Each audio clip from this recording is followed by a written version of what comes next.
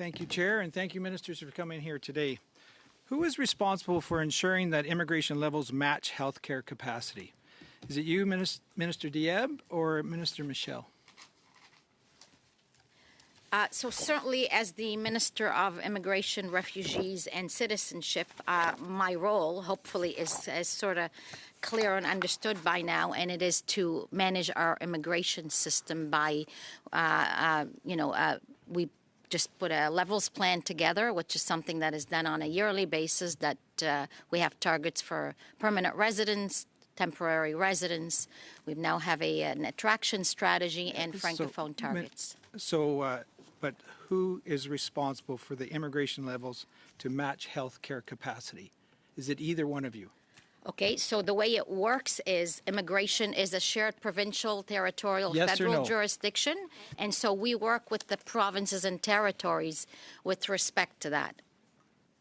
Minister Diab, do you consider Canada's existing healthcare capacity before setting federal immigration levels?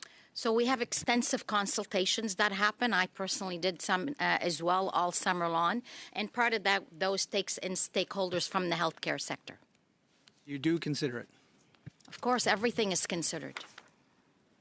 How many more patients can our healthcare system handle this year, according to your department's analysis? Oh, that's not a fair question for immigration. But, Minister, you just said you do consider it, so you must do some analysis. So what I said is we have extensive consultations that occurs on a yearly basis when we set our target levels for permanent residency and temporary residency, and we take all the stakeholders' views, most importantly provinces, territories, municipal partners, economists, and and everyone in the many different industry stakeholders. Do you know if your department does this analysis? Does the analysis for the immigration levels? Yeah, a lot of our the information that we get related to the healthcare system is in fact in working closely with the provinces. So you do analysis, or you don't? We ask capacity questions to our provincial counterparts. They provide some of that information to us. What we did here overwhelmingly during our consultations that people were looking to use immigration to bring in healthcare workers. So you don't know how many more patients can be served according to your any more? You don't have any analysis of that, of how many more patients can be served due to immigration? So again, the answer is pretty clear from my part. The extensive consultation we've done from many across the country was the question that was raised is how can IRCC facilitate and open pathways and work with provinces and territories to bring in healthcare workers. We'll get on to the next question. Yeah. Will you allow the witness to answer the question? She wasn't answering. So well, that's not your decision. And then she took a new question. So that's Witnesses okay. can answer how they choose. Thank you. Minister Diab, how many Canadians don't have access to a family doctor in Canada right now? I'm going to turn that over to the healthcare, but again, that's a provincial. I come from Nova Scotia. These are tracked, and I used to be a provincial member of the legislature and a provincial minister. Those numbers are tracked provincially, territorially. I believe the committee knows that, and I think most Canadians do. So you know, though? Well, I'm a federal minister, and you don't know. I can Correct? go on the websites and check for you if you'd like. Minister Michel, how many Canadians don't have access to a family doctor right now? Just the number, please. Minister Michel, I'm asking you. 5.7, 6 million, around 6 million people. Around 6 million, 5.7, exactly. The government plans to admit over 450,000 permanent residents into Canada this year. Can you confirm that every newcomer admitted under the immigration plan will have access to a family doctor upon arrival? Yes or no? So the number's not accurate. Our 2025 permanent residence number is 325,000. But do you mind asking your question again? Can you confirm if every newcomer admitted under your immigration plan will have access to a family doctor upon arrival? Yes or no? So many that are arriving are doctors and physicians and clinicians and nurses and healthcare providers themselves who are actually here to service Canadians. Minister Diab, are you aware that 47 seconds. Canada's population is growing faster than the supply of family doctors? Yes or no? Well, we have 41 million plus in population. I'm pretty sure we don't have 41 million doctors. Is the supply of family doctors. So in other words, we're immigrating more. You are immigrating more people than there are family doctors to be able to serve Canadians. We can ask the analysts about that, the stats on that. So when the population grows faster than the number of family doctors, access to care gets worse. Can you agree on that? You've got 5 seconds left. I think it depends on people's age and health and so on. I mean, I've been to many countries around the globe where So it's it not a question of a can't agree with doctor that. to, there's a lot of collaborative care centers as well. Thank you, Minister. I'd like the members of the committee to please remember that when you ask a question, you should allow for the answer. Thank you. Thank you, Chair.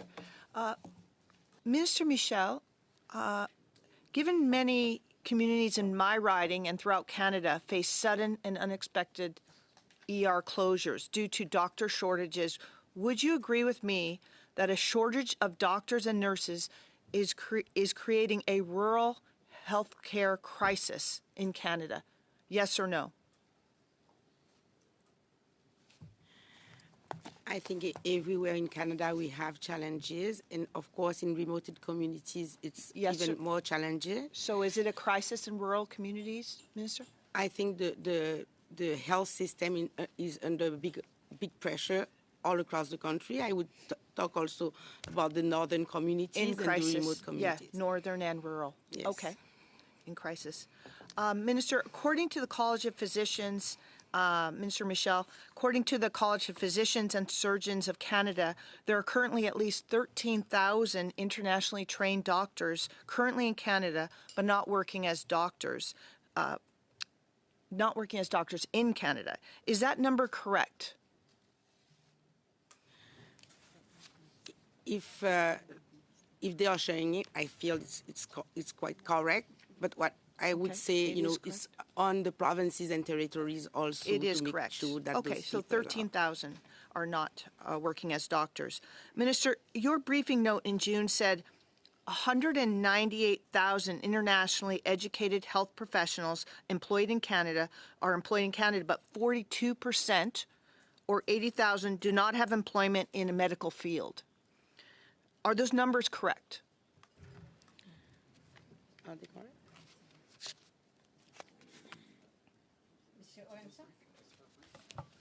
I believe the Yeah. figures are there are Those- 198,000 internationally educated health professionals employed in Canada. About 60% of these individuals were working in the fields they were trained for, so it's a 60%. So 60% are working in their fields, Minister, or not working in their field? They are. I didn't hear. I'm sorry. Miss- So you did not hear 60% Mr. are working in the Orensat? field. 60% are working. Yes. Okay, thank you. Minister, we've heard from many internationally trained doctors. Actually, this is for Minister Diab, please. We've heard from many internationally trained doctors that they felt cheated by Canada's immigration system, with the government prioritizing licensing those 13,000 trained doctors, as well as many nurses and medical professionals already living within Canada. Would they prioritize those 13,000 trained doctors that are living within Canada before it seeks to approve greater number of immigrant doctors to come into a system basically that isn't working? Yes or no? Are you referring to the doctors already in Canada? Yes. Would you prioritize them before bringing more in? Because the system is not, obviously, you both agree it's not working. I wouldn't agree that it's not working. I would agree that we are trying to work faster and better. So through you would the prioritize immigration the system. 13,000? We also, for those that are coming new, We have strengthened our pre-arrival support services So in you order would say for it's them. working then? 13,000 are not. I've been in the immigration field now for 12 years, provincially and now federally. I've seen things work better than they were working a decade and 2 years ago. But would you say, I mean, if we can't get the health professionals already in Canada to work in their field, how is adding more to the backlog going to help? So again, as I said, we've strengthened our pre-arrival services. We also work with partners, settlement partners here, in order for them to help them recognize their credentials faster. We're working with provinces and territories, streamlining Thank how you, they do Minister. it, and with the licensing bodies, of course. Okay, thank you. So, Minister Michel, 30 seconds. on the Foreign Credential Recognition Action Fund, the budget says it will run with a focus on health, and it'll cost taxpayers $97 million over 5 years. What's the per-year target of medical credentials you intend this fund to recognize? Just the number. How many will this $97 million bring in or recognize? Work with provinces and territories to deliver on that program. So, but you must know how many. Time is up. You must know how many? I think the minister can answer that another Okay. time. Your time is up. Thank you. Thank you. Your time is up.